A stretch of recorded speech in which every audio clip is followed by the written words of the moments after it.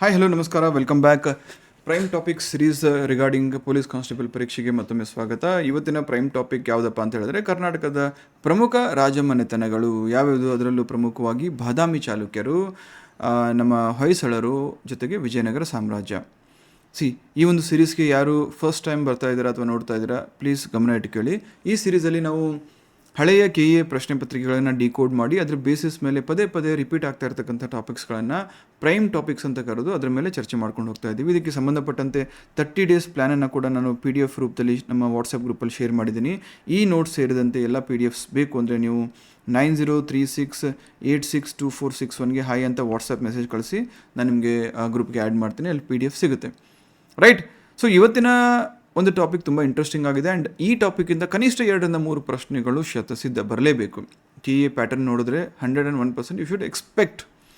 ಯಾಕೆ ಅಂತ ಹೇಳಿದರೆ ಇದ್ರ ಮೇಲೆ ಸುಮಾರು ಪರೀಕ್ಷೆಗಳಲ್ಲಿ KA ಪದೇ ಪದೇ ಪ್ರಶ್ನೆ ಕೇಳ್ತಾ ಇದೆ.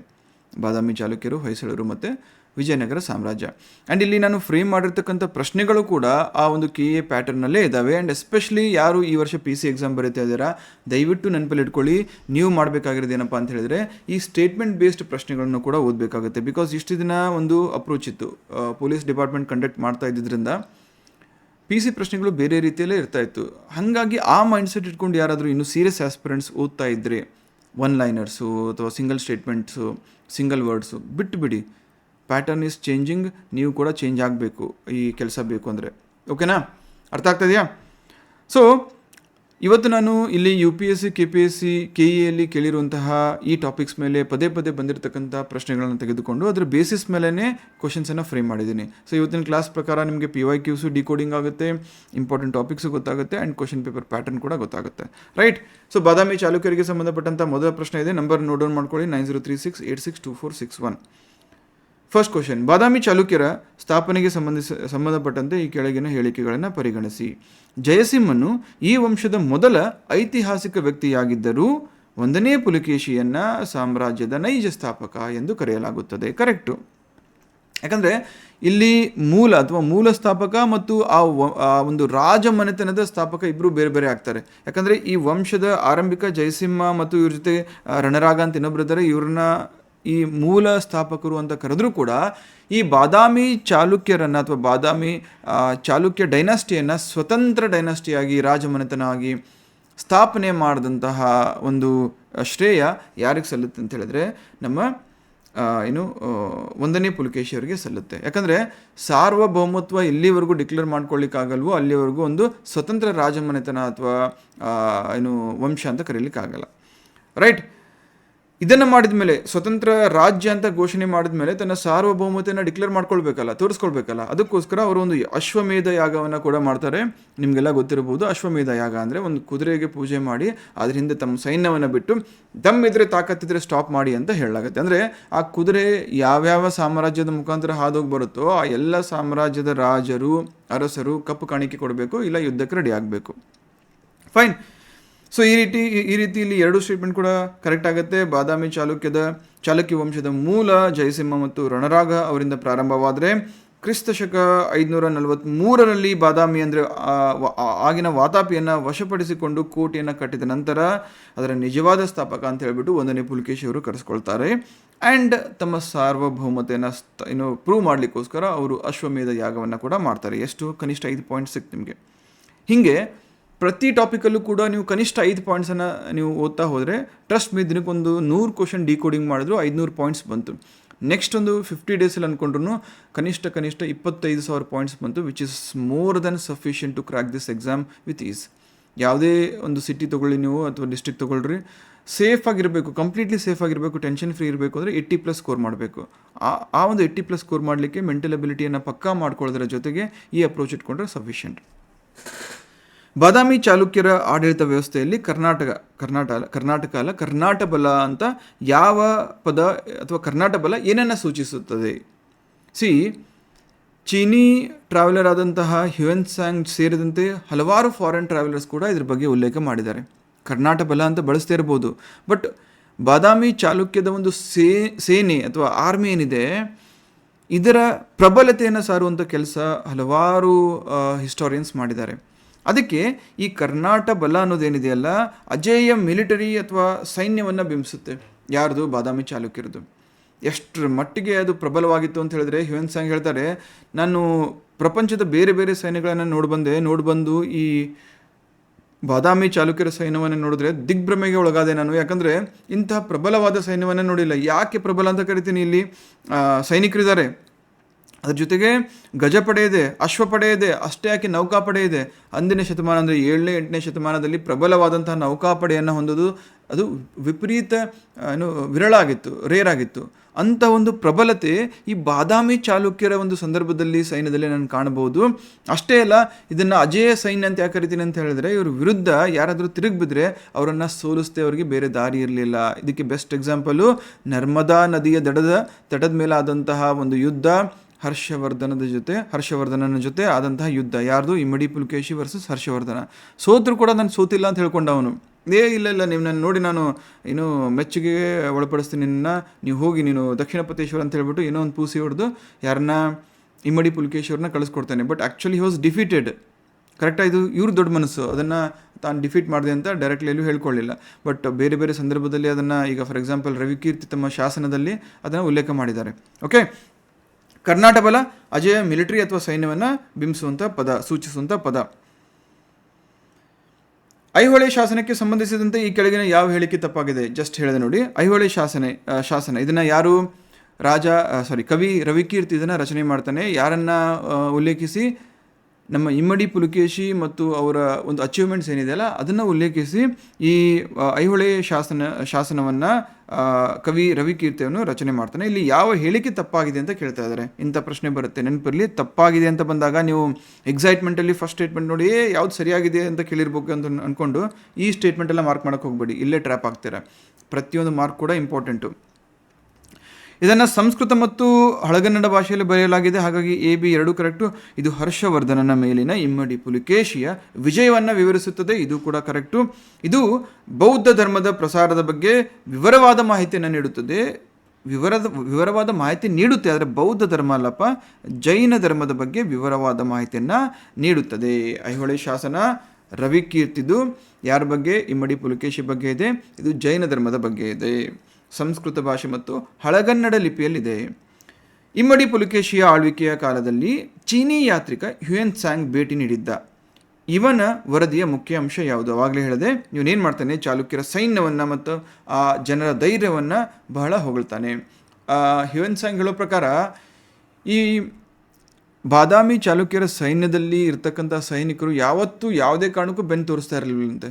ಅವ್ರು ಸಾಯಕ್ಕೆ ಬಂದು ಅವ್ರು ಎದೆಗೆ ಯಾರಾದರೂ ಒಂದು ಖಡ್ಗವನ್ನು ಚುಚ್ಚಿದ್ರು ಕೂಡ ತಮ್ಮ ಕೊನೆ ಉಸಿರಿರೋವರೆಗೂ ಅವ್ರಿಗೆ ಎದೆ ಕೊಟ್ಟು ಹೋರಾಡ್ತಿದ್ರಂತೆ. ಯಾವುದೇ ಕಾರಣಕ್ಕೂ ಬೆನ್ನು ತೋರಿಸಿ ಓಡಾಗ್ತಾ ಇರಲಿಲ್ಲ ಅಂತೆ. ಸೊ ಅಷ್ಟರ ಮಟ್ಟಿಗೆ ವೀರರು, ಶೂರರವರು.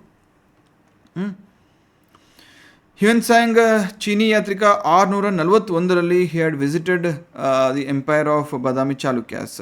ಅವರು ಹ್ಯುಯೆನ್ ಸಾಂಗ್ ತಮ್ಮ ಒಂದು ರೆಕಾರ್ಡ್ಸಲ್ಲಿ ಮೂಹಲಾಚ ಅನ್ನೋ ಪದವನ್ನು ಉಲ್ಲೇಖ ಮಾಡ್ತಾರೆ. ಇದರ ಅರ್ಥ ಮಹಾರಾಷ್ಟ್ರ ಅಂತ ಹೇಳ್ಬಿಟ್ಟು. ರೈಟ್. Next question number 5. ಪಲ್ಲವರು ಮತ್ತು ಚಾಲುಕ್ಯರ ನಡುವಿನ ಯುದ್ಧಗಳ ಕುರಿತು ಈ ಹೇಳಿಕೆಗಳನ್ನು ಗಮನಿಸಿ. ಇಮ್ಮಡಿ ಪುಲಕೇಶಿಯು ಪಲ್ಲವರಾಜ 1ನೇ ಮಹೇಂದ್ರವರ್ಮನನ್ನು ಸೋಲಿಸ್ತಾನೆ. ಪುಲ್ಲಲ್ಲೂರು ಯುದ್ಧ ಅಥವಾ ಕದನ ಅಂತ ಬರುತ್ತೆ. ಪುಲ್ಲಲ್ಲೂರು ತಮಿಳುನಾಡಲ್ಲಿದೆ. ಈ ಯುದ್ಧದಲ್ಲಿ ಇಮ್ಮಡಿ ಪುಲಕೇಶಿ ಏನು ಮಾಡ್ತಾರೆ?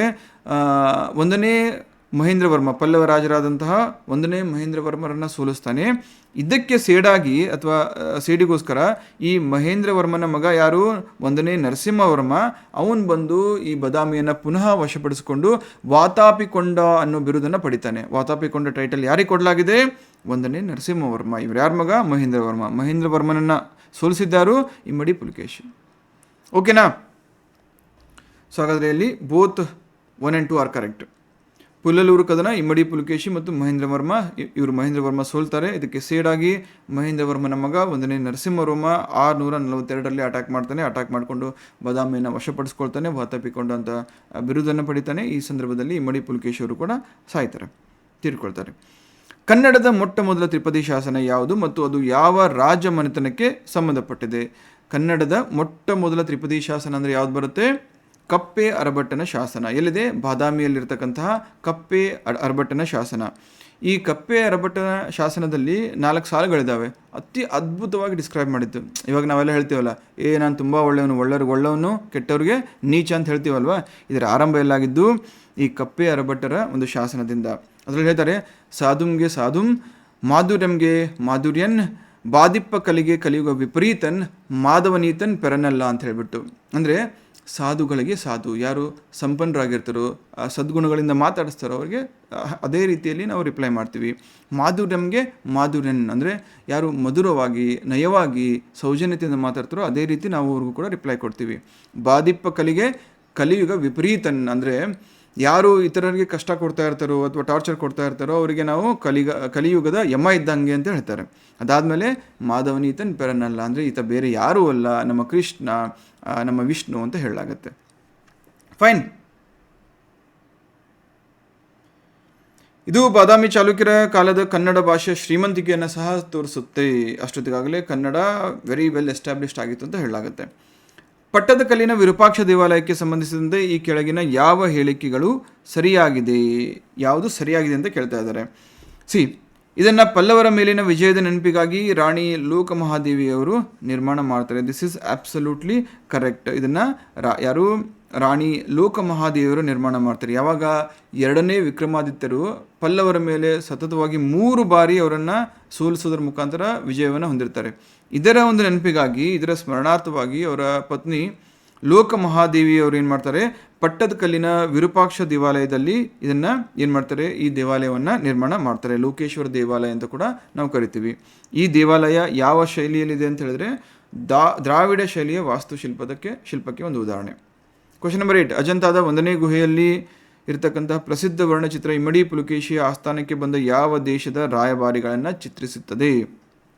ಇಮ್ಮಡಿ ಪುಲಕೇಶಿ ಅವ್ರದ್ದು ಒಳ್ಳೆ ನೇವಲ್ ಸುಪೀರಿಯಾರಿಟಿ ಇತ್ತು ಅಂತ ಹೇಳಿದೆ, ಅಂದರೆ ನೌಕಾಪಡೆ ಇತ್ತು ಅಂತ ಹೇಳಿದೆ. ಅದು ಯಾಕಿತ್ತು ಅಂತ ಹೇಳಿದ್ರೆ ನೇವಲ್ ಫ್ಲೀಟ್ ಇದ್ದಾಗ ಅಂತಾರಾಷ್ಟ್ರೀಯ ವ್ಯಾಪಾರ ಆಗಿರ್ಬೋದು ಅಥವಾ ಮಿಲಿಟರಿ ಸುಪೀರಿಯಾರಿಟಿ ಆಗಿರ್ಬೋದು ತೋರಿಸುತ್ತದೆ. ಅವರು ಈ ಒಂದು ಇಂಟರ್ನ್ಯಾಷನಲ್ ಟ್ರೇಡ್ ಮುಖಾಂತರ ಪರ್ಷಿಯಾದಲ್ಲಿರ್ತಕ್ಕಂತಹ 2ನೇ ಖುಸ್ರೋ ಕೂಡ ಅವರ ಒಬ್ಬ ಆತ್ಮೀಯ ಗೆಳೆಯನಾಗಿದ್ದ. ಹಾಗಾಗಿ ಖುಸ್ರೋ ಅವರ ರಾಯಭಾರಿಗಳು ಇವರ ಆಸ್ಥಾನಕ್ಕೆ ಭೇಟಿ ಕೊಟ್ಟಂತಹ ಸಂದರ್ಭವನ್ನು ಈ ಅಜಂತಾದಲ್ಲಿರ್ತಕ್ಕಂತಹ ಫಸ್ಟ್ ಕೇವ್ 1ನೇ ಗುಹೆಯಲ್ಲಿ ಅಲ್ಲಿ ಚಿತ್ರಣ ಮಾಡಲಾಗಿರುತ್ತೆ, ಪೇಂಟಿಂಗ್ ಮಾಡಲಾಗಿರುತ್ತೆ. ಅದು ಈ ಯಾವ ರಾಯಭಾರಿಗಳು ಅಂತ ಹೇಳಿದ್ರೆ ಪರ್ಷಿಯನ್ ರಾಯಭಾರಿಗಳನ್ನು ಉಲ್ಲೇಖಿಸುತ್ತೆ. ಇದೇನು ಮಾಡುತ್ತೆ, ಚಾಲುಕ್ಯರ ವ್ಯಾಪಕವಾದಂತಹ ಅಥವಾ ಎಫಿಷಿಯೆಂಟ್ ಆಗಿರ್ತಕ್ಕಂತಹ ಇಂಟರ್ನ್ಯಾಷನಲ್ ರಿಲೇಷನ್ಸನ್ನು, ಅಂತಾರಾಷ್ಟ್ರೀಯ ಸಂಪರ್ಕಗಳನ್ನು ಸೂಚಿಸುತ್ತೆ. ಬಾದಾಮಿ ಚಾಲುಕ್ಯರ ಆರ್ಥಿಕ ವ್ಯವಸ್ಥೆಯಲ್ಲಿ ಸಿದ್ದಾಯ, ಕಿರುಕುಳ ಮತ್ತು ಪನ್ನಾಯ ಎಂಬ ಪದಗಳು ಏನನ್ನು ಸೂಚಿಸುತ್ತವೆ? ಟ್ಯಾಕ್ಸಸ್. ಯಾವ ರೀತಿಯಾದಂಥ taxes? Different types of taxes. ಸಿದ್ದಾಯ ಎಂದರೆ ಭೂ ಕಂದಾಯ, ಪ್ರಿನ್ಸಿಪಲ್ ಲ್ಯಾಂಡ್ ಟ್ಯಾಕ್ಸ್ ಆಗಿತ್ತು. ಕಿರುಕುಳ ಅಂತ ಹೇಳಿದ್ರೆ ಇದು ವ್ಯಾಪಾರ ತೆರಿಗೆ ಅಥವಾ tax, retail or trade duty ಆಗಿತ್ತು. ಪನ್ನಾಯ ಅನ್ನೋದೇನಾಗಿತ್ತು? ವೀಳ್ಯದೆಲೆಗಳ ಮೇಲಿನ ಒಂದು ತೆರಿಗೆ ಆಗಿತ್ತು. Specific tax levied on betel leaves. Dakshina Patheshwara ಮತ್ತು ಪರಮೇಶ್ವರ ಎಂಬ ಬಿರುದುಗಳನ್ನು ಯಾವ ಚಾಲುಕ್ಯ ಅರಸನು ಧರಿಸಿದ್ದನು? ಇಟ್ ಈಸ್ ಇಮ್ಮಡಿ ಪುಲಕೇಶಿ. ಯಾರನ್ನ? ಹರ್ಷವರ್ಧನನ್ನ ಸೋಲಿಸಿದ ಮೇಲೆ. ಪರಮೇಶ್ವರ, ದಕ್ಷಿಣ ಪತೇಶ್ವರ ಅಂದರೆ ದಕ್ಷಿಣದ ಒಡೆಯ ಅಂತ ಹೇಳ್ಬಿಟ್ಟು ಅವ್ರು ಕರೆಯೋ ಅವಶ್ಯಕತೆ ಇಲ್ಲ. ಇನ್ಫ್ಯಾಕ್ಟ್ ಮನಸ್ಸು ಮಾಡಿದರೆ ಉತ್ತರ ಪತೇಶ್ವರ ಕೂಡ ಅದೇ ಸಂದರ್ಭದಲ್ಲಿ ಇಮ್ಮಡಿ ಪುಲಕೇಶಿ ಆಗ್ತಾಯಿದ್ರು. ಅದು ಅವರು ಒಳ್ಳೆ ಗುಣ, ಅಷ್ಟಕ್ಕೆ ಬಿಟ್ಟು ಬಂದರು. ಚಾಲುಕ್ಯರ ವಾಸ್ತುಶಿಲ್ಪದ ಕುರಿತು ಈ ಕೆಳಗಿನ ಹೇಳಿಕೆಗಳನ್ನು ಗಮನಿಸಿ. ಅವರು ದ್ರಾವಿಡ ಮತ್ತು ನಾಗರ ಶೈಲಿಗಳ ಮಿಶ್ರಣವಾದ ವೇಸರ ಶೈಲಿಯನ್ನು ಅಭಿವೃದ್ಧಿಪಡಿಸಿದರು. ಹೌದು, ವೇಸರ ಅನ್ನೋ ಒಂದು ಹೊಸ ಶೈಲಿಯನ್ನು ಅಭಿವೃದ್ಧಿಪಡಿಸಿದವರು ಯಾರು? ಈ ಬಾದಾಮಿ ಚಾಲುಕ್ಯರು. ಅದು 2ರ ಮಿಶ್ರಣ ಆಗಿತ್ತು. ಉತ್ತರದ ಒಂದು ನಾಗರ ಮತ್ತು ದಕ್ಷಿಣದ ದ್ರಾವಿಡ ಎರಡನ್ನೂ ಮಿಕ್ಸ್ ಮಾಡಿ ಈ ವೇಸರ ಶೈಲಿಯನ್ನು ಅವರು ಅಭಿವೃದ್ಧಿಪಡಿಸಿರ್ತಾರೆ. ಐಹೊಳೆಯನ್ನು ಭಾರತೀಯ ದೇವಾಲಯದ ವಾಸ್ತುಶಿಲ್ಪದ ತೊಟ್ಟಿಲು ಅಂತ ಯಾರು ಕರೆದ್ರು ಅಂತ ಹೇಳಿದ್ರೆ ಪರ್ಸಿ ಬ್ರೌನ್ ಅಂತ ಕರೀತಾರೆ. ಪರ್ಸಿ ಬ್ರೌನ್ನವರು ಐಹೊಳೆಯನ್ನು ಭಾರತೀಯ ದೇವಾಲಯದ ವಾಸ್ತುಶಿಲ್ಪದ ತೊಟ್ಟಿಲು ಅಥವಾ ಕ್ರಾಡಲ್ ಆಫ್ ಇಂಡಿಯನ್ ಆರ್ಕಿಟೆಕ್ಚರ್ ಅಂತ ಪರ್ಸಿ ಬ್ರೌನ್ ಕರೆದಿರ್ತಾರೆ. ಹಾಗಾಗಿ ಇಲ್ಲಿ 2 ಸ್ಟೇಟ್ಮೆಂಟ್ಸು ಕರೆಕ್ಟು. ಐಹೊಳೆಯಲ್ಲಿ ಸುಮಾರು 70ಕ್ಕೂ ಹೆಚ್ಚು ದೇವಾಲಯಗಳಿರೋದನ್ನು ನಾವು ಕಾಣ್ತೀವಿ. ಇಮ್ಮಡಿ ಪುಲಕೇಶಿಯು ಉತ್ತರ ಭಾರತದ ಅರಸ ಹರ್ಷವರ್ಧನನನ್ನು ಯಾವ ನದಿಯ ದಡದಲ್ಲಿ ಸೋಲಿಸಿದನು? ನರ್ಮದಾ ನದಿ. ಯಾವಾಗ? 618ರಿಂದ 619 ಸಂದರ್ಭದಲ್ಲಿ ಈ ಒಂದು ಇದಾಗಿತ್ತು. ಇದನ್ನು ಐಹೊಳೆ ಶಾಸನದಲ್ಲಿ ಕವಿ ರವಿಕೀರ್ತಿಯವರು ಉಲ್ಲೇಖ ಮಾಡಿರ್ತಾರೆ. ಬಾದಾಮಿಯ ಗುಹಾಂತರ ದೇವಾಲಯಗಳ ಬಗ್ಗೆ ಈ ಕೆಳಗಿನ ಯಾವ ಹೇಳಿಕೆ ತಪ್ಪಾಗಿದೆ? ಬಾದಾಮಿಯಲ್ಲಿ ಒಟ್ಟು 4 ಪ್ರಮುಖ ಗುಹೆಗಳಿದಾವ, ಇದು ಕರೆಕ್ಟು. 3ನೇ ಗುಹೆ ಅತಿ ದೊಡ್ಡದಾಗಿದ್ದು ಇದು ವಿಷ್ಣುವಿಗೆ ಸಮರ್ಪಿತವಾಗಿದೆಯಾ? ಕರೆಕ್ಟು. ಇವುಗಳನ್ನು ಮರಳುಗಲ್ಲಿನ ಬಂಡೆಗಳು ಅಂದರೆ ಸ್ಯಾಂಡ್ ಸ್ಟೋನಿಂದ ನಿರ್ಮಿಸಲಾಗಿದೆಯಾ? ಕರೆಕ್ಟು. 4ನೇ ಗುಹೆ ಬೌದ್ಧ ಧರ್ಮಕ್ಕೆ ಸೇರಿದೆಯಾ? ನೋ, ಜೈನ ಧರ್ಮಕ್ಕೆ ಸೇರಿದೆ. ಇಲ್ಲಿ 1ನೇ ಗುಹೆ ಶಿವನಿಗೆ ಸೇರಿದರೆ 2ನೇ ಮತ್ತು 3ನೇ ಗುಹೆ ವಿಷ್ಣುವಿನಿಗೆ ಸೇರುತ್ತೆ. 4ನೇ ಗುಹೆ ಜೈನ ತೀರ್ಥಂಕರರಿಗೆ ಸೇರಿದ್ದು. ಹಾಗಾಗಿ ಇಲ್ಲಿ ಇವರ ಒಂದು ಧರ್ಮ ಸಹಿಷ್ಣುತೆಯನ್ನು ನಾವು ನೋಡಿದ್ರೂ ಸಹ ಇದು ಜೈನ ಧರ್ಮಕ್ಕೆ ಸಂಬಂಧಿತವಾಗಿತ್ತು. ಯಾವುದೇ ಕಾರಣಕ್ಕೂ ಇಲ್ಲಿ ಬೌದ್ಧ ಧರ್ಮದ ಒಂದು ಉಲ್ಲೇಖ ಇರಲಿಲ್ಲ. ಬಾದಾಮಿ ಚಾಲುಕ್ಯ ವಂಶದ ಕೊನೆಯ ಅರಸ ಯಾರು ಮತ್ತು ಅವನನ್ನು ಯಾರು ಸೋಲಿಸಿದರು? ಇಟ್ ವಾಸ್ ಕೀರ್ತಿವರ್ಮ, ಇಮ್ಮಡಿ ಕೀರ್ತಿವರ್ಮ ಇವರನ್ನು ಸೋಲಿಸಿದ್ದಾರು. ದಂತಿದುರ್ಗ ಸೋಲಿಸಿದ್ದು. 2ನೇ ಕೀರ್ತಿವರ್ಮ ಬಾದಾಮಿ ಚಾಲುಕ್ಯ ವಂಶದ ಕೊನೆಯ ದೊರೆಯಾಗಿದ್ದರು. ಇವರನ್ನು 753ರಲ್ಲಿ ರಾಷ್ಟ್ರಕೂಟ ವಂಶದ ಸ್ಥಾಪಕರಾದಂತಹ ದಂತಿದುರ್ಗ ಇವರನ್ನು ಡಿಫೀಟ್ ಮಾಡ್ತಾರೆ. ಬಾದಾಮಿ ಚಾಲುಕ್ಯರ ಆಡಳಿತಾತ್ಮಕ ವಿಭಾಗಗಳ ಸರಿಯಾದ ಅವರೋಹಣ ಕ್ರಮ ಅಥವಾ ಡಿಸೆಂಡಿಂಗ್ ಆರ್ಡರ್, ಲಾರ್ಜೆಸ್ಟ್ ಇಂದ ಸ್ಮಾಲೆಸ್ಟ್. ರಾಷ್ಟ್ರ, ವಿಷಯ, ಗ್ರಾಮ. ರಾಷ್ಟ್ರ ಅಂದರೆ ದೇಶ ಇದ್ದಂಗೆ, ರಾಜ್ಯ ಇದ್ದಂಗೆ. ವಿಷಯ ಅಂದರೆ ಜಿಲ್ಲೆ ಇದ್ದಂಗೆ. ಗ್ರಾಮ ಅಂದರೆ ಗ್ರಾಮ ಇದ್ದಂಗೆ. ಈ ರಾಷ್ಟ್ರಕ್ಕೆ ರಾಷ್ಟ್ರಪತಿ ಇರ್ತಾಯಿದ್ರು, ವಿಷಯಕ್ಕೆ ವಿಷಯಪತಿ ಇರ್ತಾಯಿದ್ರು. ರೇವತಿ ದ್ವೀಪವನ್ನು ವಶಪಡಿಸಿಕೊಂಡಂತಹ ಕೀರ್ತಿ ಯಾವ ಚಾಲುಕ್ಯ ಅರಸನಿಗೆ ಸಲ್ಲುತ್ತದೆ? ರೇವತಿ ದ್ವೀಪ ಇಂದಿನ ಗೋವಾ. ಅದು ಯಾರು? 1ನೇ ಕೀರ್ತಿವರ್ಮನಿಗೆ ಸಲ್ಲುತ್ತದೆ. 1ನೇ ಕೀರ್ತಿವರ್ಮ ಅದನ್ನು ವಶಪಡಿಸಿಕೊಂಡ್ರೂ ಕೂಡ ಅದನ್ನು ಇನ್ನೂ ಪ್ರಬಲವಾಗಿ ತಮ್ಮ ಮುಷ್ಟಿಗೆ ತೆಗೆದುಕೊಂಡಿದ್ದರು ಇಮ್ಮಡಿ ಪುಲಕೇಶಿ. ಐಹೊಳೆಯಲ್ಲಿ ಇರುವ ಪ್ರಸಿದ್ಧ ದುರ್ಗಾ ದೇವಾಲಯ, ಇದರ ವಾಸ್ತುಶಿಲ್ಪದ ವಿಶಿಷ್ಟ ಲಕ್ಷಣವೇನು? ಇದು ಗಜಪೃಷ್ಠಾಕಾರದ ಅಂದರೆ ಆಪ್ಸಿಡಲ್ ವಿನ್ಯಾಸವನ್ನು ಹೊಂದಿದೆ. ಗಜಪೃಷ್ಠಾಕಾರ ಅಂದರೆ ಆನೆಯನ್ನು ಹಿಂದಿನಿಂದ ನೋಡಿದಾಗ ಯಾವ ರೀತಿ ಕಾಣುತ್ತಲ್ಲ ಆ ರೀತಿಯಾದಂಥ ಒಂದು ಟೆಂಪಲ್ ಆರ್ಕಿಟೆಕ್ಚರ್ನ ಇದು ಯಾವುದು ಐಹೊಳೆಯ ಪ್ರಸಿದ್ಧ ದುರ್ಗಾ ದೇವಾಲಯ ಹೊಂದಿದೆ. ಇದಕ್ಕೆ ಆಪ್ಸಿಡಲ್ ವಿನ್ಯಾಸ ಅಂತ ಕರಿತೀವಿ. ಆಪ್ಸಿಡಲ್ ವಿನ್ಯಾಸ ಅಥವಾ ಗಜಪೃಷ್ಠಾಕಾರದ ವಿನ್ಯಾಸ. ಯಾವ ದೇವಾಲಯ? ದುರ್ಗಾ ದೇವಾಲಯ. ಎಲ್ಲಿದೆ? ಐಹೊಳೆಯಲ್ಲಿದೆ. ಆಕಾರವನ್ನು ಕೂಡ ಇದು ಸಿಂಬಲೈಸ್ ಮಾಡುತ್ತೆ. ಚಾಲುಕ್ಯರ ಕಾಲದ ಪ್ರಸಿದ್ಧ ಸಂಸ್ಕೃತ ಕವಿಯತ್ರಿ ಮತ್ತು ಕೌಮುದಿ ಮಹೋತ್ಸವದ ಕರ್ತೃ ಯಾರು ಅಂತ ಹೇಳ್ಬೋದಾ? ವಿಜ್ಜಿಕಾ ಅಂತ ಹೇಳ್ಬೋದು. ಚಂದ್ರಾದಿತ್ಯನ ಪತ್ನಿಯಾದ ವಿಜಯಾಂಕ ಅವರು ಯಾರು? ಈ ಒಂದು ಕೌಮುದಿ ಮಹೋತ್ಸವದ ಕರ್ತೃ ಅಂತ ಹೇಳ್ತೇವೆ ನಾವು. ಅವ್ರು ಎಷ್ಟು ಇಂಟೆಲಿಜೆಂಟು ಅಥವಾ ಎಷ್ಟು ಕ್ರಿಯೇಟಿವ್ ಆಗಿದ್ರು ಅಂತ ಹೇಳಿದ್ರೆ ಕಾಳಿದಾಸನಿಗೆ ಅವ್ರಿಗೆ ಕಂಪೇರ್ ಮಾಡಲಾಗ್ತಾಯಿತ್ತು, ಹೋಲಿಸಲಾಗ್ತಾಯಿತ್ತು. ಅಷ್ಟರ ಮಟ್ಟಿಗೆ ಅವರು ತಮ್ಮ ಜ್ಞಾನವನ್ನು ಈ ಕೃತಿಗಳಲ್ಲಿ ಅಥವಾ ಬರವಣಿಗೆಯಲ್ಲಿ ಹೊಂದಿದ್ರಂತೆ. ಬಟ್ ಅಲ್ಟಿಮೇಟ್ಲಿ ಕಾಳಿದಾಸರಿಗೆ ಸಿಕ್ಕಂತಹ ಒಂದು ಪ್ರಾಧಾನ್ಯತೆ ಅವ್ರಿಗೆ ಸಿಗಲಿಲ್ಲ. ಪಲ್ಲವರ ಆಕ್ರಮಣದ ನಂತರ ವಾತಾಪಿಯನ್ನು ಮರು ವಶಪಡಿಸಿಕೊಂಡ ಚಾಲುಕ್ಯ ಪಲ್ಲವರ ಆಕ್ರಮಣದ ನಂತರ ವಾತಾಪಿಯನ್ನು ಮರು ವಶಪಡಿಸಿಕೊಂಡು ಚಾಲುಕ್ಯ ಸಾಮ್ರಾಜ್ಯವನ್ನು ಪುನರುಜ್ಜೀವನಗೊಳಿಸಿದ ಅರಸ ಯಾರು? 1ನೇ ವಿಕ್ರಮಾದಿತ್ಯ. ಇಮ್ಮಡಿ ಪುಲಕೇಶಿಯ ಮರಣದ ನಂತರ ವಾತಾಪಿ 13 ವರ್ಷಗಳ ಕಾಲ ಯಾರ ಒಂದು ಆಳ್ವಿಕೆಯಲ್ಲಿತ್ತು? ಪಲ್ಲವರ ಆಳ್ವಿಕೆಯಲ್ಲಿತ್ತು. ನಂತರ ಪುಲಕೇಶಿಯವರ ಮಗನಾದಂಥ 1ನೇ ವಿಕ್ರಮಾದಿತ್ಯ ಪಲ್ಲವರನ್ನು ಸೋಲಿಸಿ ಅದನ್ನು ಮರಳು ಪಡಿತಾನೆ. ಹಾಗಾಗಿ ಅವನಿಗೆ ಈ ವಿಜಯದ ನಂತರ ಅನಿವಾರಿತ ಅಂದರೆ ಯಾರಿಂದಲೂ ತಡೆಯಲಾಗದವನು ಅನ್ನೋ ಒಂದು ಬಿರುದು ಅವ್ರಿಗೆ ಸಿಗುತ್ತೆ. ಬಾದಾಮಿ ಚಾಲುಕ್ಯರ ರಾಜ್ಯ ಲಾಂಛನ ಯಾವುದಾಗಿತ್ತು? ವರಾಹ. ವಿಷ್ಣುವಿನ ಅವತಾರವಾದಂತಹ ವರಾಹ ಅವರ ಒಂದು ರಾಜ್ಯ ಲಾಂಛನ ಆಗಿತ್ತು. ಅವರ ನಾಣ್ಯಗಳ ಮೇಲೂ ಈ ಒಂದು ಮುದ್ರೆನ ಇರೋದನ್ನು ನಾವು ಕಾಣ್ಬೋದು. ನೆಕ್ಸ್ಟು ಹೊಯ್ಸಳ ಸಾಮ್ರಾಜ್ಯ, ಹೊಯ್ಸಳ ಡೈನಸ್ಟಿ. ಹೊಯ್ಸಳ ರಾಜಮನೆತನದ ಮೂಲ ಮತ್ತು ಸ್ಥಾಪಕನಿಗೆ ಸಂಬಂಧಿಸಿದಂತೆ ಈ ಕೆಳಗಿನ ಹೇಳಿಕೆಗಳನ್ನು ಗಮನಿಸಿ. ಶಾಸನಗಳ ಪ್ರಕಾರ ನೃಪಕಾಮನು ಈ ವಂಶದ ಐತಿಹಾಸಿಕ ಸ್ಥಾಪಕನಾಗಿದ್ದಾನೆ. ಇದು ಕರೆಕ್ಟ್. ಇದರ ಮೊದಲ ರಾಜಧಾನಿ ಸೊಸವೂರು. ಸೊಸವೂರು ಅಂದರೆ ಇಂದಿನ ಚಿಕ್ಕಮಗಳೂರು ಜಿಲ್ಲೆಯ ಅಂಗಡಿ ಅನ್ನೋ ಒಂದು ಗ್ರಾಮ. ಅದಕ್ಕೆ ಹಿಂದೆ ಸೊಸವೂರು ಅಂತ ಕರಿತಾ ಇದ್ರು. ಇದು ಕೂಡ ಕರೆಕ್ಟು. ನೆಕ್ಸ್ಟ್ ಲೇಟರ್ ಆನ್ ಅವರು ಈ ಬೇಲೂರು ಹಳೆಬೀಡುಗೆ ಶಿಫ್ಟ್ ಆಗ್ತಾರೆ. ರೈಟ್. ಸೊ ಇಲ್ಲಿ ಬೋತ್ ಆನ್ಸರ್ಸ್ ಆರ್ ಕರೆಕ್ಟ್. ಜೈನ ಮುನಿ ಸುದತ್ತರ ಆದೇಶದಂತೆ ಸಳ ಏನು ಮಾಡ್ತಾನೆ, ಹುಲಿಯನ್ನು ಕೊಂದು ಈ ಒಂದು ವಂಶದ ಆರಂಭಿಕ ಅಂತ ಕರೆಸ್ಕೊಂಡ್ರೂ ಕೂಡ ಇದನ್ನು ಐತಿಹಾಸಿಕವಾಗಿ ಮೂಲವಾಗಿ ಸ್ಥಾಪನೆ ಮಾಡಿದ್ಯಾರು? ನೃಪಕಾಮ ಅಂತ ಹೇಳ್ಬಿಟ್ಟು ಹೇಳಲಾಗುತ್ತೆ. ಆದರೆ ಐತಿಹಾಸಿಕವಾಗಿ ನೃಪಕಾಮನು ಕ್ರಿಸ್ತಶಕ 1022ರಲ್ಲಿ ಈ ರಾಜ ಮನೆತನವನ್ನು ಸೊಸವೂರಿನಲ್ಲಿ ಸ್ಥಾಪನೆ ಮಾಡ್ದ ಅಂತ ಹೇಳಲಾಗುತ್ತೆ. ನಂತರ ಅವರ ರಾಜಧಾನಿಯನ್ನು ಬೇಲೂರು ಮತ್ತು ದ್ವಾರಸಮುದ್ರ ಅಂದರೆ ಹಳೆಬೀಡಿಗೆ ಸ್ಥಳಾಂತರಿಸಲಾಗುತ್ತದೆ. ವಿಷ್ಣುವರ್ಧನನು ಚೋಳರನ್ನು ಸೋಲಿಸಿ ತಲಕಾಡನ್ನು ವಶಪಡಿಸಿಕೊಂಡ ನಂತರ ಯಾವ ಬಿರುದನ್ನು ಧರಿಸಿದನು? ತಲಕಾಡುಗೊಂಡ. 1116ರಲ್ಲಿ ವಿಷ್ಣುವರ್ಧನ ತಮ್ಮ ಸೇನಾಪತಿಯಾದಂತಹ ಗಂಗರಾಜರನ್ನು ಚೋಳರನ್ನು ಈ ವಿಷ್ಣುವರ್ಧನನ ಸೇನಾಧಿಪತಿ ಆಗಿದ್ದಂತಹ ಗಂಗರಾಜ ಏನು ಮಾಡ್ತಾನೆ, ಚೋಳರನ್ನು ತಲಕಾಡಿನಿಂದ ಓಡಿಸ್ ಕಳಿಸ್ತಾನೆ. ಸೊ ಈ ವಿಜಯದ ನಂತರ ಆಬ್ವಿಯಸ್ಲಿ ಅವರ ಸೇನಾಧಿಪತಿ ಗೆದ್ದರೂ ಕೂಡ ಆ ಶ್ರೇಯ ಯಾರಿಗೆ ಸಲ್ಲಬೇಕು, ರಾಜನಿಗೆ ಸಲ್ಲಬೇಕು. ಹಾಗಾಗಿ ವಿಷ್ಣುವರ್ಧನನ್ನು ತಲಕಾಡುಗೊಂಡ ಅಥವಾ ವೀರಗಂಗಾ ಎಂಬ ಬಿರುದುಗಳಿಂದ ಸನ್ಮಾನಿಸಲಾಗುತ್ತದೆ. ಅದಕ್ಕಾಗಿ ಇದರ ಸ್ಮರಣಾರ್ಥವಾಗಿ ಯಾವುದು ಈ ಚೋಳರನ್ನು ತಲಕಾಡಿನಿಂದ ಓಡಿಸಿದಂತಹ ಒಂದು ನೆನಪಿಗೋಸ್ಕರ ಬೇಲೂರಿನಲ್ಲಿ ಚೆನ್ನಕೇಶವ ಅಂದರೆ ವಿಜಯನಾರಾಯಣ ದೇವಾಲಯವನ್ನು ನಿರ್ಮಾಣ ಮಾಡಲಾಗಿದೆ. ಹೊಯ್ಸಳರ ಆಡಳಿತ ವ್ಯವಸ್ಥೆಯಲ್ಲಿ ಗರುಡರು ಅಥವಾ ಗರುಡಾಸ್ ಎಂಬ ಪದ ಏನನ್ನ ಸೂಚಿಸುತ್ತದೆ? ಇವರು ಅರಸರ ಮರಣದ ನಂತರ ಆತನೊಂದಿಗೆ ಪ್ರಾಣತ್ಯಾಗ ಮಾಡುತ್ತಿದ್ದಂತಹ ನಿಷ್ಠಾವಂತ ಅಂಗರಕ್ಷಕರು, ಅಂದರೆ ಒಂದು ಬಾಡಿ ಗಾರ್ಡ್ಸು. ಅರಸ ಜೀವ ಬಿಟ್ಟ ಮೇಲೆ ಅವ್ರಿಗೂ ಕೂಡ ಜೀವಿಸಲಿಕ್ಕೆ ಒಂದು ಇಂಟ್ರೆಸ್ಟ್ ಇಲ್ಲ, ಅಷ್ಟು ನಾವು ಅವ್ರಿಗೆ ಏನು ಅಡಿಕ್ಟ್ ಆಗಿದ್ದೀವಿ ಅಥವಾ ಅವರನ್ನು ಹಿಂಬಾಲಿಸ್ತೀವಿ ಅಂತ ಹೇಳಿಬಿಟ್ಟು ಅವರ ಮರಣದ ನಂತರ ತಾವೇ ಒಂದು ತಮ್ಮ ಪ್ರಾಣವನ್ನು ತ್ಯಾಗ ಮಾಡ್ತಕ್ಕಂತಹ ನಿಷ್ಠಾವಂತ ಅಂಗರಕ್ಷಕರು ಯಾರು? ಗರುಡರು. ಎರಡನೇ ವೀರಬಲ್ಲಾಳನ ಗರುಡನಾಗಿದ್ದ ಕುವರ ಲಕ್ಷ್ಮಣನ ಶಾಸನ ಇದಕ್ಕೆ ಅತ್ಯುತ್ತಮ ಉದಾಹರಣೆ ಆಗಿದೆ. ಕುವರ ಲಕ್ಷ್ಮಣ ಯಾರಪ್ಪ ಅಂತ ಹೇಳಿದ್ರೆ ಎರಡನೇ ವೀರಬಲ್ಲಾಳನ ಒಬ್ಬ ಗರುಡ, ಅಂದರೆ ಅಂಗರಕ್ಷಕ. ಹೊಯ್ಸಳರ ದೇವಾಲಯಗಳ ವಾಸ್ತುಶಿಲ್ಪದ ಕುರಿತು ಈ ಕೆಳಗಿನ ಯಾವ ಹೇಳಿಕೆ ತಪ್ಪಾಗಿದೆ? ಅವರು ದೇವಾಲಯಗಳನ್ನು ನಕ್ಷತ್ರಾಕಾರದ ತಳಹದಿ ಮೇಲೆ ನಿರ್ಮಾಣ ಮಾಡ್ತಾ ಇದ್ರು, ಸ್ಟಾರ್ ಶೇಪ್ಡ್. ಕರೆಕ್ಟು.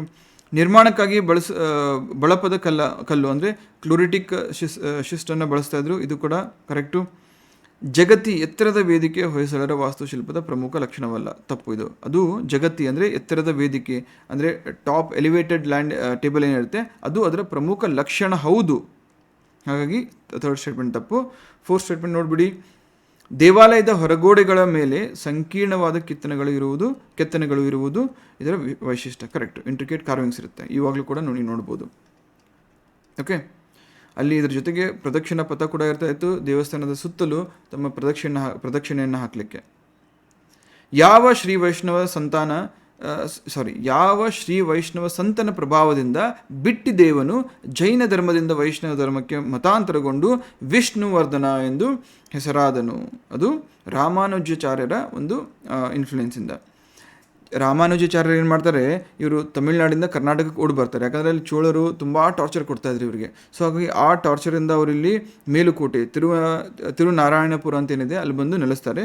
ಸೊ ಅಲ್ಲಿ ಅವರ ಒಂದು ಪ್ರಭಾವಕ್ಕೆ ಒಳಗಾಗಿ ಇಲ್ಲಿ ಏನು ಮಾಡ್ತಾನೆ, ಬಿಟ್ಟಿದೇವ ಏನಾಗ್ತಾನೆ, ವಿಷ್ಣುವರ್ಧನ ಅಂತ ಹೇಳಿಬಿಟ್ಟು ತನ್ನ ಹೆಸರನ್ನು ಕನ್ವರ್ಟ್ ಮಾಡ್ಕೊಳ್ತಾನೆ. ಅಷ್ಟೇ ಅಲ್ಲ, ವೈಷ್ಣವ ಧರ್ಮವನ್ನು ಕೂಡ ಸ್ವೀಕರಿಸ್ತಾನೆ. ಅವನು ವೈಷ್ಣವನಾಗಿದ್ದರೂ ಕೂಡ, ವೈಷ್ಣವ ಧರ್ಮವನ್ನು ಸ್ವೀಕರಿಸಿದ್ರು ಕೂಡ ಅವನ ಹೆಂಡತಿ ಜೈನ ಧರ್ಮದಲ್ಲೇ ಕಂಟಿನ್ಯೂ ಆಗ್ತಾಳೆ. ಯಾರು ಅವರ ಹೆಂಡತಿ? ಅವರ ಪತ್ನಿ ಶಾಂತಲಾದೇವಿ. ಹೊಯ್ಸಳ ಸಾಮ್ರಾಜ್ಯದ ಅತ್ಯಂತ ಶ್ರೇಷ್ಠ ಅರಸ ಯಾರು ಮತ್ತು ಆತನು ಯಾವ ಕದನದಲ್ಲಿ ಸೇವಣರನ್ನು ಅಥವಾ ಯಾದವರನ್ನು ಸೋಲಿಸ್ತಾನೆ? ಇದಕ್ಕೆ ಸರಿಯಾದ ಉತ್ತರ ಎರಡನೇ ವೀರಬಲ್ಲಾಳ ಸೊರಟೂರು ಕದನ. ಇದೆಲ್ಲಿ ನಡೆಯುತ್ತೆ? 1190ರಲ್ಲಿ ಇಂದಿನ ಗದಗ ಜಿಲ್ಲೆಯಲ್ಲಿ ಇರ್ತಕ್ಕಂಥ ಸೊರಟೂರದ ಬಳಿ ಇದು ನಡೆಯುತ್ತೆ. ಇದನ್ನು ಈ ಎರಡನೇ ವೀರಬಲ್ಲಾಳನ ಒಂದು ಆಧಿಪತ್ಯ ಏನಿತ್ತು ಆ ಸಂದರ್ಭವನ್ನು ಹೊಯ್ಸಳರ ಸುವರ್ಣ ಯುಗ ಅಂತ ಕೂಡ ನಾವು ಕರಿತೀವಿ. ಈ ಒಂದು ಕದನದ ನಂತರ ಹೊಯ್ಸಳರ ಸಾಮ್ರಾಜ್ಯ ಅಪ್ ಟು ಕೃಷ್ಣಾ ನದಿಯವರೆಗೂ ವಿಸ್ತರಣೆ ಆಗುತ್ತೆ. ಕನ್ನಡ ಸಾಹಿತ್ಯದಲ್ಲಿ ಷಟ್ಪದಿ ಅಂದರೆ 6 ಸಾಲುಗಳ ಪದ್ಯ ಶೈಲಿಯನ್ನು ಪರಿಚಯಿಸಿದ ಹೊಯ್ಸಳರ ಕಾಲದ ಕವಿ ಯಾರು? ರಾಘವಾಂಕನ ಷಟ್ಪದಿ. ಇದು ಯಾವ ಒಂದು ಫಾರ್ಮ್ಯಾಟ್ ಅಂತ ಕೇಳಿದ್ರೆ ಷಟ್ಪದಿ. ರಾಘವಾಂಕನ ಪ್ರಮುಖ ಕಾವ್ಯ ಯಾವುದು? ಹರಿಶ್ಚಂದ್ರ ಕಾವ್ಯ. ಇವನ ಸಮಕಾಲೀನ ಯಾರು? ಹರಿಹರ. ಇವನು ಯಾವ ಒಂದು ಟೈಪ್ ಆಫ್ ಲಿಟ್ರೇಚರ್ಗೆ ಫೇಮಸ್ ಆಗಿದ್ದ? ರಗಳೆ ಅನ್ನೋ ಒಂದು ಸಾಹಿತ್ಯವನ್ನು ಜನಪ್ರಿಯಗೊಳಿಸ್ತಾ.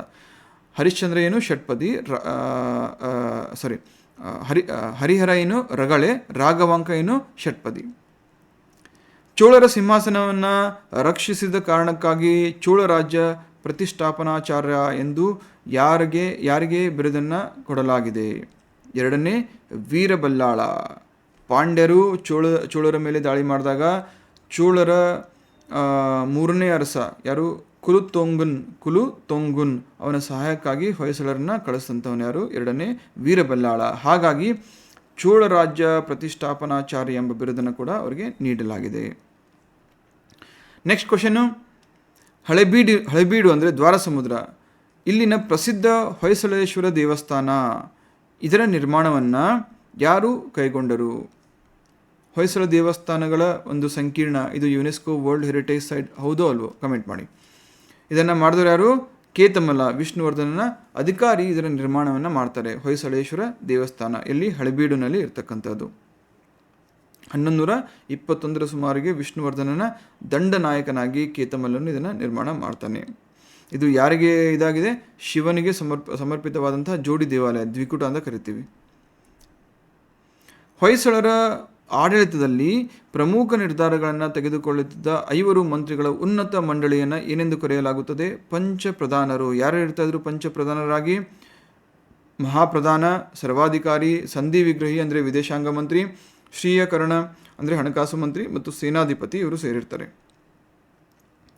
ಹೊಯ್ಸಳರ ರಾಜಲಾಂಛನ ಯಾವುದು? ಹೊಯ್ಸಳ ಸಳನು ಅಥವಾ ಸಲನು ಹುಲಿಯೊಂದಿಗೆ ಹೋರಾಡುತ್ತಿರುವಂತಹ ದೃಶ್ಯ.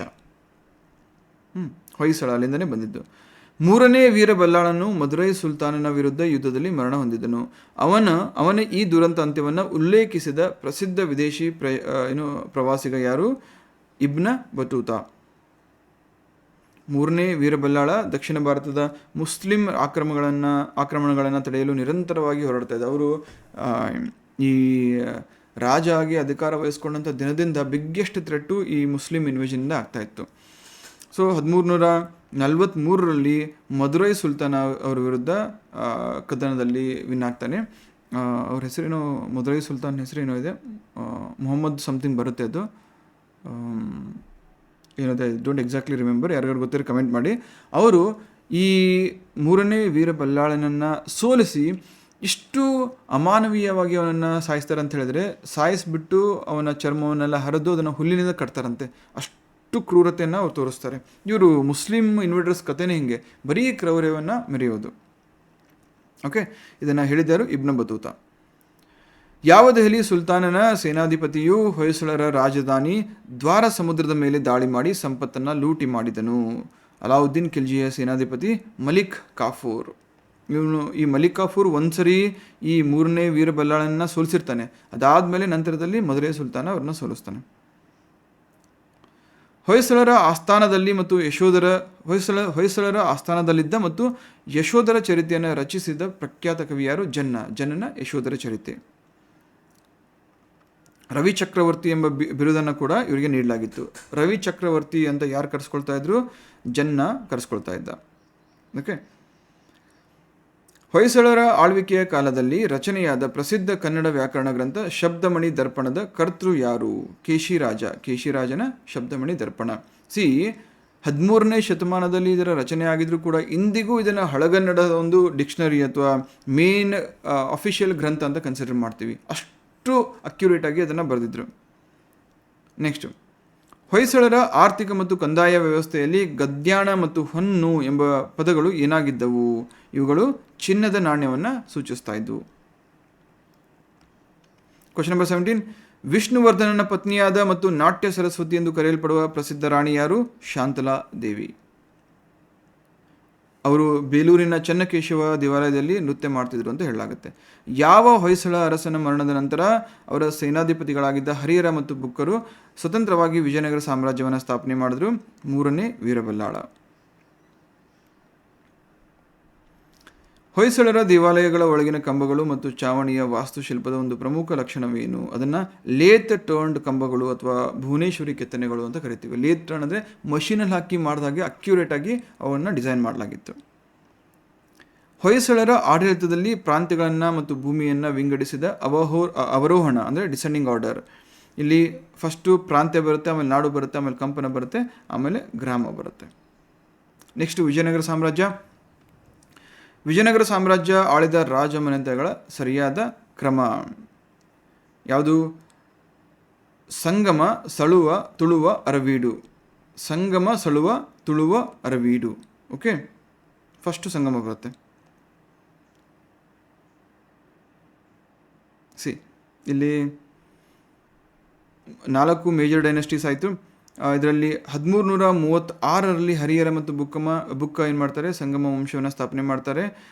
ನೆಕ್ಸ್ಟು ಸಾಳುವ ನರಸಿಂಹ ಸಾಳುವ ವಂಶನ ಸ್ಥಾಪನೆ ಮಾಡಿದ್ರೆ, ವೀರ ನರಸಿಂಹ ತುಳುವ ವಂಶನ ಸ್ಥಾಪನೆ ಮಾಡ್ತಾನೆ. ಅದಾದಮೇಲೆ ತಿರುಮಲ ಅರವೀಡು ವಂಶವನ್ನು ಪ್ರಾರಂಭ ಮಾಡ್ತಾನೆ.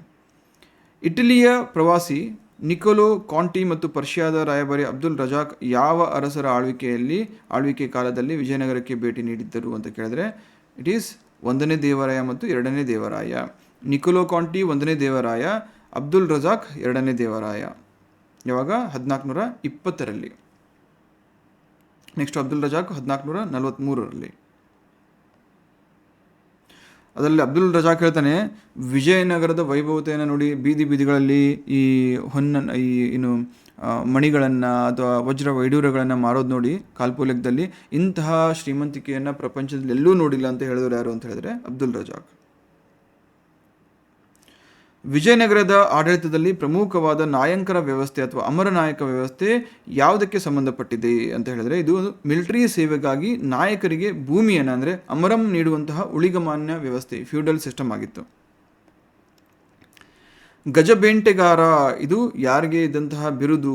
2ನೇ ದೇವರಾಯ ಅಥವಾ ಪ್ರೌಢ ದೇವರಾಗಿದ್ದಂತಹ ಗಜಬೇಂಟೆಗಾರ. ಅಂದರೆ ಎಂತೆಂಥ ಮದವೇರಿದ ಆನೆಗಳನ್ನೇ ಅವರು ಬಗ್ಗಿಸ್ತಾ ಇದ್ರಂತೆ, ಅಂದರೆ ಸದೆ ಬಡಿತಾ ಇದ್ರಂತೆ. ಅದಕ್ಕೆ ಈ ಒಂದು ಬಿರುದನ್ನು ಗಜಬೇಂಟೆರಾಯ ಅಂತ 2ನೇ ದೇವರಾಯ ಅಥವಾ ಪ್ರೌಢ ದೇವರಾಯರಿಗೆ ನೀಡಲಾಗಿತ್ತು. ಕೃಷ್ಣದೇವರಾಯನ ಸಾಹಿತ್ಯಿಕ ಸಾಧನೆಗಳಿಗೆ ಸಂಬಂಧಿಸಿದಂತೆ ಈ ಕೆಳಗಿನ ಯಾವ ಜೋಡಿ ಸರಿಯಾಗಿದೆ? ಆಮುಕ್ತ ಮೌಲ್ಯ, ಇದು ಒಂದು ತೆಲುಗು ಕೃತಿ. ಇದು ಯಾರಿಗೆ? ಕೃಷ್ಣದೇವರಾಯರಿಗೆ. ಅವರು ಕಲಿಯೂ ಹೌದು, ಕವಿಯೂ ಹೌದು, ಒಳ್ಳೆ ಫಿಲಾಸಫರ್ ಕೂಡ ಹೌದು ಕೃಷ್ಣದೇವರಾಯರು.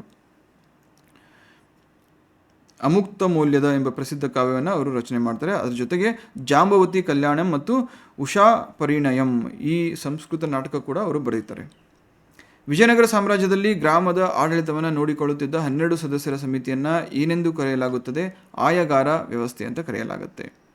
ಕೃಷ್ಣದೇವರಾಯನಿಗೆ ಯೌವನ ರಾಜ್ಯ ಸ್ಥಾಪನಾಚಾರ್ಯ ಎಂಬ ಬಿರುದನ್ನು ಯಾರು ನೀಡ್ತಾರೆ? ಯಾಕೆ ಬಂದಿತ್ತು? ಯಾಕಂದರೆ ಇದನ್ನು ಬೀದರ್ನ ಬಂಧಿತ ಸುಲ್ತಾನ ಏನಿರ್ತಾರಲ್ಲ ಅವರನ್ನು ಬಿಡುಗಡೆಗೊಳಿಸಿ ಅವರನ್ನು ಸಿಂಹಾಸನದ ಮೇಲೆ ಮರು ಸ್ಥಾಪಿಸಿದ್ರಿಂದ ಅಥವಾ ಮರಳಿ ಕೂರಿಸಿದ್ರಿಂದ ಈ ಬಿರುದು ಬರುತ್ತೆ. ಈ ಬೀದರ್ನ ಯಾರಿರ್ತಾರೆ, ಸುಲ್ತಾನ ಏನಿರ್ತಾರೆ, ಅವರ ಮಂತ್ರಿಗಳೇ ಅವರನ್ನು ಬಂದಿಯಾಗಿ ಸೆರೆಮನೆಯಲ್ಲಿಟ್ಟಿರ್ತಾರೆ. ಅವರಿಂದ ಬಿಡಿಸಿ ಅವರನ್ನು ಸಿಂಹಾಸನದ ಮೇಲೆ ಪುನಃ ಕೂರಿಸಿದ್ದಕ್ಕೆ ಅವರಿಗೆ ಯವನ ರಾಜ್ಯ ಸ್ಥಾಪನಾಚಾರ್ಯ ಅಂತ ಬಿರುದು ಬರುತ್ತೆ. ವಿಜಯನಗರದಲ್ಲಿ ನವರಾತ್ರಿ ಉತ್ಸವ ಅಥವಾ ಮಹಾನವಮಿ ದಿಬ್ಬ ಮತ್ತು ಕೃಷ್ಣದೇವರಾಯನ ಭೌತಿಕ ನೋಟವನ್ನು ವಿವರವಾಗಿ ದಾಖಲಿಸಿದ ಪೋರ್ಚುಗೀಸ್ ಪ್ರವಾಸಿಗ ಯಾರು? ಡೊಮಿಂಗೋ ಪಯಾಸ್. ಡೊಮಿಂಗೋ ಪಯಾಸ್ ಯಾರು? ಪೋರ್ಚುಗೀಸ್ ಒಬ್ಬ ಪ್ರವಾಸಿಗ.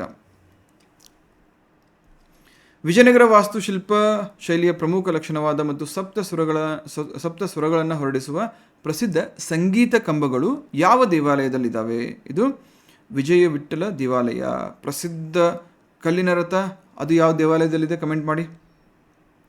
ಕೃಷ್ಣದೇವರಾಯನ ಆಸ್ಥಾನವನ್ನು ಅಲಂಕರಿಸಿದ್ದ 8 ಜನ ಶ್ರೇಷ್ಠ ಕವಿಗಳನ್ನು ಅಷ್ಟದಿಗ್ಗಜರು ಎಂದು ಕರೆಯಲಾಗ್ತಿತ್ತು. ಇವರಲ್ಲಿ ಆಂಧ್ರ ಕವಿತಾ ಪಿತಾಮಹ ಅಂತ ಯಾರಿಗೆ ಕರೆಯಲಾಗ್ತಾ ಇತ್ತು? ಅಲ್ಲಸಾನಿ ಪೆದ್ದಣ್ಣ ಅವರಿಗೆ ಕರೆಯಲಾಗ್ತಾ ಇತ್ತು. ರೈಟ್. ಸೊ ಅಷ್ಟದಿಗ್ಗಜರು ಯಾರ ಆಸ್ಥಾನದಲ್ಲಿದ್ದರು? ಕೃಷ್ಣದೇವರಾಯನ ಆಸ್ಥಾನದಲ್ಲಿದ್ದರು. ಇದರಲ್ಲಿ ಆಂಧ್ರ ಕವಿತಾ ಪಿತಾಮಹ ಅಂತ ಯಾರಿಗೆ ಕರೆಯಲಾಗ್ತಾ ಇತ್ತು? ಅಲ್ಲಸಾನಿ ಪೆದ್ದಣ್ಣ ಅವರಿಗೆ ಕರೆಯಲಾಗ್ತಾ ಇತ್ತು.